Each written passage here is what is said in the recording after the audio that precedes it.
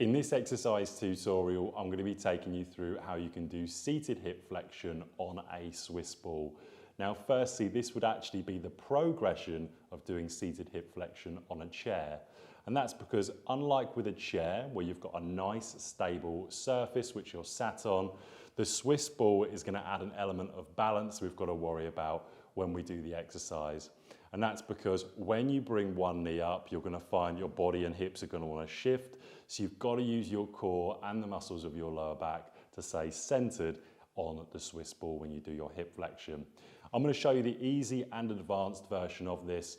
If the easy version is too easy, we can then just use something like a resistance band, what I've got to my side, to make the exercise harder. So firstly, what I want you to do is sit in the middle of the Swiss ball. You've got your feet out in front of you, and I want you to be nice and upright with your body. Start to brace the core. You can have your hands on your hips like so, or you can have your arms folded over. What I now want you to do is choose which side you're going to be doing your repetitions on first. You can do all one side, you can alternate from one side to the other, it's up to you. So I'm going to use my right side here, so I'm bracing my core as hard as I can. Right knee's coming up and back down. Right knee comes up and back down. When I do this, I can feel my hip flexors start to fire, so at the very top of the quadricep.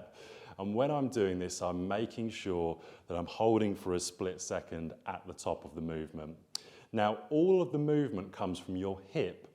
So if I come side on, I've got a position here where I'm not bringing the foot out like so, I'm not extending the knee. It is just my hip that comes directly up, pauses at the top and back down. Make sure you don't cheat as well by using the lower back to give yourself the illusion that you're doing more range of motion. Now, if that's too easy and you want to make it harder, what you can do is you can get one of these looped resistance bands, place the band around both feet at the laces. This is now going to give you a little bit more resistance when you come up into your hip flexion.